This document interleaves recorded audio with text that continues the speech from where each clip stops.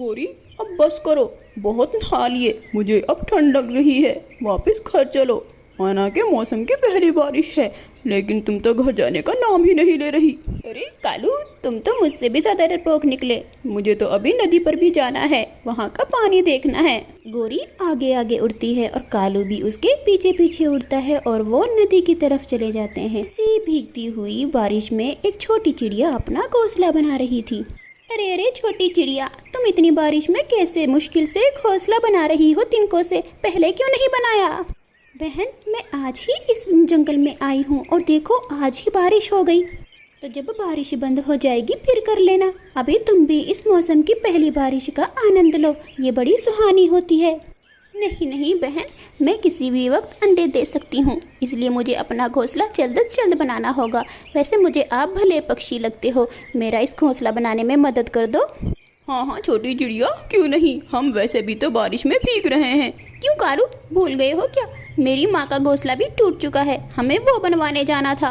माफ करना चिड़िया, मेरी माँ का घोंसला टूट चुका है, मुझे वो बनवाने जाना है। छोटी चिड़िया बेचारी फिर से अपने काम में लग जाती है और वो दोनों कौवे वहाँ से उड़कर नदी पर चले जाते हैं। थोड़ी देर में बारिश बंद हो जाती है। गोरी पहले अपने घर वापस चली जाती है और पीछे पीछे कौवा भी वापस आ रहा था। रानो चिड़िया उसे देखती है और अपने पास बुलाती है। बोलो बोलो छोटी चिड़िया, क्यों बुलाया मुझे? कौवे भैया, ये देखो मैंने 2 अंडे दिए हैं, लेकिन अब मुझे बहुत भूख लगी है, मैंने सुबह से कुछ भी नहीं खाया, तो मैं कुछ खाना खाने के लिए जाना चाहती हूँ। हाँ, तो मैं तुम्हें बता देता हूँ कि इस जंगल में तुम्हें खाना कहाँ मिलेगा। यही तो समस्या है, मैं इन अंडों को अकेला छोड़कर नहीं जा सकती और इस जंगल में मैं किसी और को नहीं जानती। अच्छा अच्छा ठीक है, तुम चली जाओ, लेकिन फिर जल्दी आना। रानो चिड़िया जल्दी से जाती है और भोजन लेकर वापस आ जाती है। ये लो कौवे भैया, मैं आपके लिए भी केले लेकर आई हूँ। अरे शुक्रिया शुक्रिया तुम्हारा, अब मैं जाता हूँ। कालू, कहाँ मर गए थे? मैं यहाँ भूख से मरी जा रही हूँ। गोरी, मैं तुम्हारे लिए ये केले लेकर आया हूँ, ये खा लो। कुछ दिन ऐसे ही गुजर जाते हैं और फिर से बारिश होती है। कालू, आज मेरा अंडे वाले पकोड़े खाने को बहुत दिल कर रहा है, लेकिन मैं अंडे कहाँ से लाऊंगा? अरे याद नहीं है वो चिड़िया ने जो 2 अंडे दिए थे? अरे नहीं नहीं, हम आलू के ही खा लेंगे।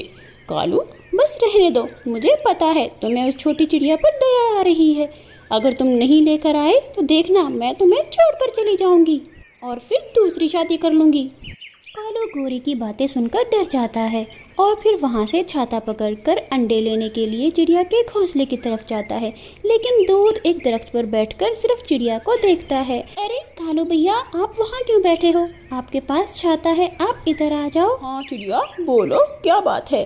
कालू भैया, आपके पास छाता है, ये आप मेरे अंडों के ऊपर लगा दीजिए, क्योंकि मेरे अंडों को खतरा है बारिश से। हाँ हाँ क्यों नहीं चिड़िया, ये लो, मैं तुम्हारे घोंसले में लगा देता हूँ। भैया, आप जब तक यहाँ बैठे हो मैं कोई दाना खा के आ जाऊँ। इतना कहकर चिड़िया वहाँ से दाना लेने चली जाती है।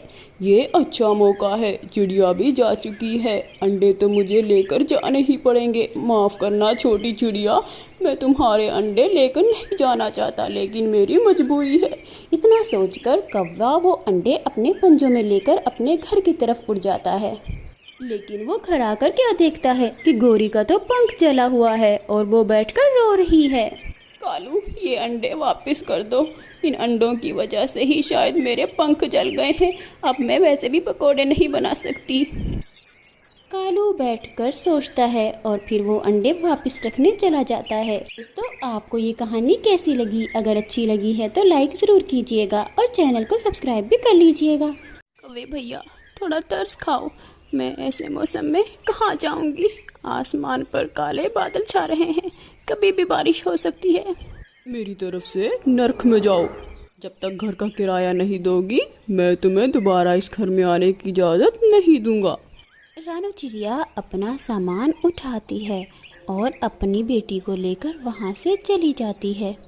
कुछ दूर उड़ने के बाद चिड़िया को एक खाली घोंसला नजर आता है। चिड़िया और इसकी बेटी उसी घोंसले में बैठ जाती हैं। मम्मा, मुझे तो बहुत भूख लगी है, कुछ खाने के लिए दे दो ना। बेटी, मेरे पास तो तुम्हें देने के लिए इस वक्त कुछ भी नहीं, लेकिन मैं यहाँ किसी पड़ोसी से मांग कर लेकर आती हूँ।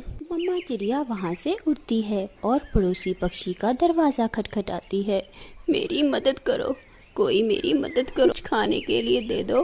वो घर एक तोते का था। तोता दरवाजा खोलता है। चिड़िया, मेरे पास एक मीठा फल है, तुम्हें अच्छा लगेगा, मैं अभी लेकर आता हूँ। और फिर तोता चिड़िया को वो मीठा फल दे देता है। चिड़िया वहाँ से मीठा फल लेकर अपनी बेटी के पास वापस आ जाती है। गुड़िया मज़े से वो फल खाती है। कुछ देर बाद बारिश का पानी उनके घोंसले में आना शुरू हो जाता है। मम्मा, ये पानी तो हमारे घोंसले में आ रहा है, अब तो हम इसमें ज़्यादा देर और नहीं रुक सकते। हाँ बेटी, हमें यहाँ से जाना होगा। वो दोनों माँ बेटियाँ वहाँ से उस घोंसले को छोड़कर भी उड़ जाती हैं। घने जंगल में उनको एक पुराना हवाई मोटर गिरा हुआ नजर आता है। दोनों माँ बेटी उस हवाई मोटर के पास जाती हैं। मम्मा, इस हवाई मोटर को देखकर तो लगता है ये बहुत दिनों से यहाँ पड़ा हुआ है। हाँ बेटी, अब यही हवाई मोटर हमारा घर बनेगा और हमें बारिश के पानी और तेज़ हवा से बचाएगा। दोनों माँ बेटी उस हवाई मोटर के अंदर चली जाती हैं। हवाई मोटर के अंदर तो बहुत सुकून था, ना बारिश का पानी और ना ही तेज़ हवा। लालची कौवा इतनी बारिश में अपने घर जा रहा था। कौवा जब आम के पेड़ के ऊपर से गुजरता है तो उसके दिमाग में एक तरकीब आती है और वो उस पेड़ से सारे आम तोड़ तोड़ कर अपने घर ले जाता है। अरे कालू, ये हुई ना बात, तुमने तो सारे आम तोड़ लिए हैं। मैं तो कहती हूँ बाजू वाले दरख्त से जो बेरी का दरख्त है ना, उससे भी सारी बेरियां तोड़ कर ले आओ, फिर हमें इस बारिश के मौसम में कोई मसला नहीं होगा, जितने मर्जी दिनों तक ये बारिश चलती रहे। हाँ, बिल्कुल सही कह रही हो गौरी, मैं अभी जाता हूँ।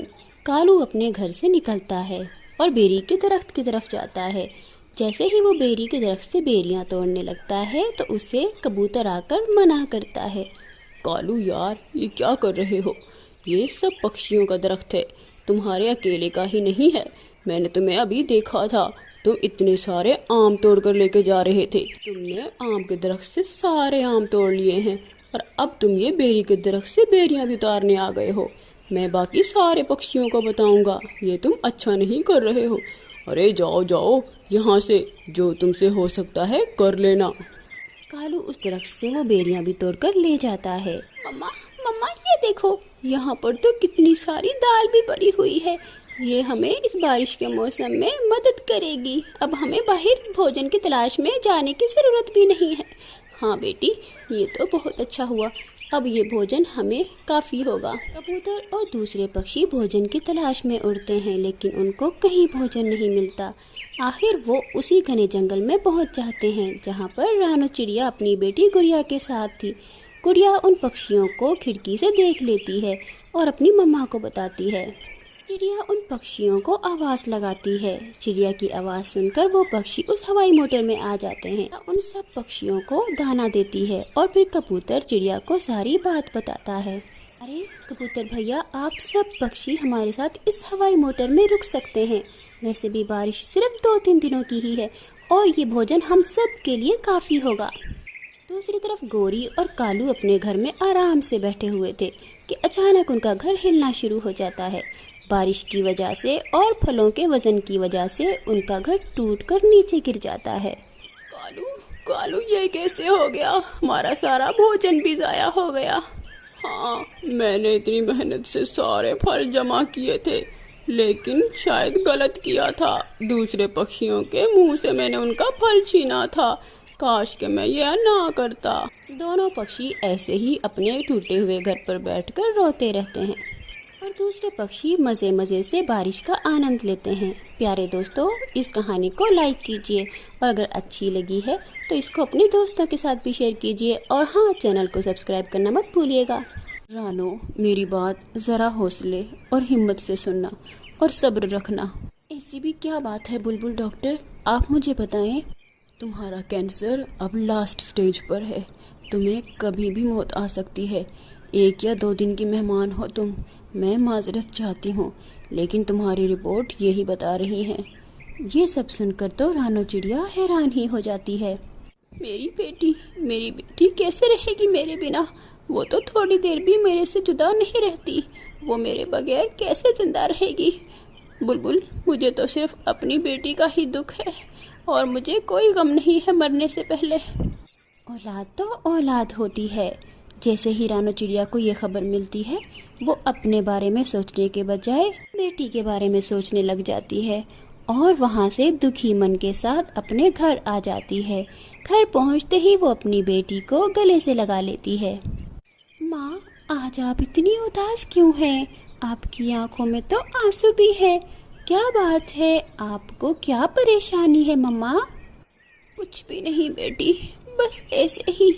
रानो चिड़िया की आंखों से आंसू निकलने लगते हैं और वो अपना मुंह एक तरफ कर लेती है ताकि गुड़िया को पता ना चल सके कि उसकी माँ तो रो रही है। पता नहीं आज के बाद मेरी बेटी को कोई ऐसे गले लगाएगा भी या नहीं। पता नहीं मेरी बेटी अकेली इस समाज में कैसे रह पाएगी। मम्मा, मम्मा आपको क्या हुआ है? मैं भी आपको देख के दुखी हो रही हूँ, आप मुझे बताएं ना। बेटी, अगर मुझे कभी कुछ हो जाए तो दुखी मत होना, ठीक है? गुड़िया मेरी बेटी, मुश्किलात आए तो बहादुरी से मुकाबला करना है, कभी हिम्मत ना हारना, कभी भी कमजोर मत पड़ना। मम्मा, आप ऐसी बातें क्यों कर रही हैं? मम्मा, हम हमेशा साथ रहेंगे, आप ऐसी बातें ना करें। गुड़िया अपनी मम्मा की बातों को सुनकर रोने लग जाती है। गुड़िया मेरी बेटी, तुम रो मत, ठीक है? तुम मेरी सहेली चंदा को तो जानती हो ना? जाओ जरा उसको तो बुला कर लेकर आओ। गुड़िया अपनी मम्मा की सहेली को बुलाने के लिए चली जाती है और रानो चिड़िया अपनी परेशानी को थोड़ा कम करने के लिए कामकाज में मसरूफ हो जाती है। गुड़िया थोड़ी देर में ही अपनी मम्मा की सहेली को बुला कर ले आती है। गुड़िया बेटी, तुम थोड़ी देर के लिए बाहर जाओ, मुझे तुम्हारी आंटी से कुछ बातें करनी है। गुड़िया वहाँ से बाहर चली जाती है और फिर रानो चिड़िया अपनी सहेली को सारी बात बता देती है। रानो, तुम्हें परेशान होने की बिल्कुल ज़रूरत नहीं है, मैं तुम्हारा दर्द समझ सकती हूँ। मैं भी एक बेटी की माँ रह चुकी हूँ, मैंने अपनी बेटी को खोया है, मैं इस दर्द को जानती हूँ। तुम अपनी बच्ची की तरफ से बिल्कुल परेशान मत होना। को तो मैं पहले ही अपनी बेटी की तरह समझती हूँ, मैं इसे अपनी बेटी की तरह ही रखूँगी। मैं समझूंगी कि मेरी बेटी वापस आ गई है। रानो चिड़िया और उसकी सहेली चंदा कुछ देर तक ऐसे ही बातें करती रहती हैं और फिर चंदा वहाँ से चली जाती है। रानो चिड़िया अपनी बेटी गुड़िया को घर में वापस बुलाती है और फिर वो दोनों माँ बेटी सो जाती हैं। अगली सुबह जब रानो की बेटी उठती है तो गुड़िया देखती है कि उसकी माँ तो अभी तक सो रही है। मम्मा, मम्मा उठ जाए। मम्मा, आप उठ क्यों नहीं रही हैं? आप तो मुझसे पहले उठती हैं। मम्मा उठ जाएं। मम्मा, मम्मा आप उठ क्यों नहीं रही हैं? मम्मा, मम्मा। गुड़िया बहुत रोती है और फिर वो अपनी मम्मा की सहेली चंदा को बुला कर लेकर आती है। चंदा जैसे ही घर में आती है तो चिड़िया को इस हालत में देखकर समझ जाती है कि अब रानो चिड़िया नहीं रही, ये चिड़िया तो मर चुकी है। और इस तरह गुड़िया को पता चल जाता है कि उसकी माँ अब इस दुनिया में नहीं रही। गौरी वहाँ से थोड़ी देर बाद चली जाती है क्योंकि उसने कालू से ज़रूरी बात करनी थी। कालू, तुम्हें पता है मेरे दिमाग में एक आइडिया आया है। क्या आइडिया आया है तुम्हारे दिमाग में? मैं पता क्या कह रही थी, वो जो है ना रानो चिड़िया की बेटी, अब उसका कोई भी नहीं है क्योंकि रानो भी मर चुकी है। अब उसकी बेटी को हम अपने घर में ले आते हैं और फिर उससे मैं अपने घर का सारा काम करवाऊंगी। और फिर गौरी और कालू दोनों रानो चिड़िया के घर जाते हैं।